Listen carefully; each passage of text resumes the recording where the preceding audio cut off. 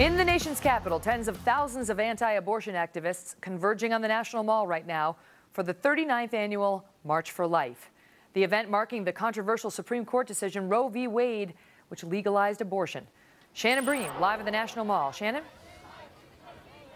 Well, Megan, as you could probably hear, the cold and the rain here are not dampening the spirits of these marchers today. Thousands of them traveled from around the world to stand as a counter to the 39th anniversary of Roe v. Wade. Part of the reason why so many young people are involved in the pro-life movement is that they realize that they could have been aborted. It's amazing to realize that you were not protected by the law when you were in the first 9 months of life. And that motivates a lot of these young people. They know that a lot of them have lost siblings or cousins. A lot of them they've all lost potential classmates, potential spouses. A number of lawmakers took to the stage in support of today's march, including House Speaker John Boehner, who vowed to this group that he would continue the fight against any taxpayer dollars being used to fund abortions. Many of these marchers say despite the state of the current U.S. economy, abortion is still one of their top political issues, including young people who seem to be very heavily represented at the march today. We just held something called the Law of Life Summit the other day, where we had students from all over the country come together with pro-life leaders, and the goal is to create objectives and goals that we can accomplish within a 6-month and a 1-year period. So that's the sort of thing that we got to do. We got to make goals, we got to keep this momentum going, and the way we do that is through communication, through social media.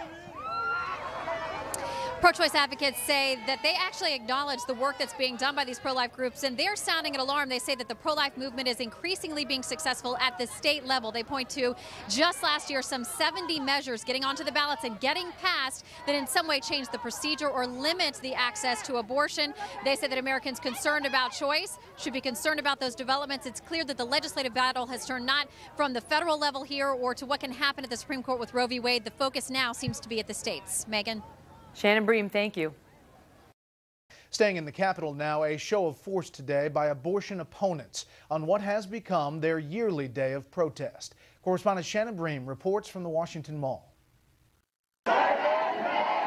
Cold temperatures and pouring rain didn't dissuade pro-life advocates who came from around the world for the annual March for Life in Washington, held each year in response to the anniversary of Roe v. Wade, the Supreme Court's landmark decision legalizing abortion.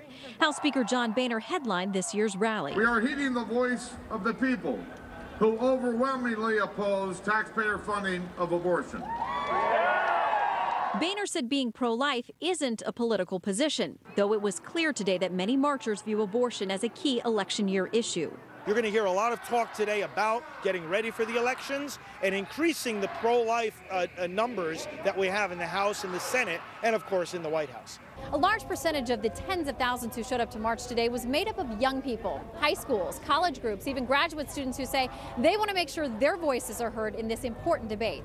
I'm a survivor. I was born out of wedlock, and my mother could have had an abortion with me, and thank goodness she didn't, because I'm here today. A number of the marchers expressed concern over the administration's decision late Friday to implement a federal regulation that will give Catholic hospitals and colleges until August 2013 to comply with a requirement that their insurance plans offer coverage of contraceptives, in direct conflict with the teachings of the Catholic Church. However, pro-life advocates say they are having great success chipping away at Roe by backing measures at the state level. According to Americans United for Life, more than 460 measures were considered in 47 states last year, and more than 70 of them passed. Pro-choice leaders say Americans who value freedom should be alarmed by those numbers. Last year, we predicted that our opponents would ignore the public's call to focus on immediate challenges, including the economy, and instead launch an all-out war on women. Sadly, our predictions came true at near record levels. It appears the fight will continue, with a record number of abortion-related measures expected at the state level this year. In Washington, Shannon Bream, Fox News.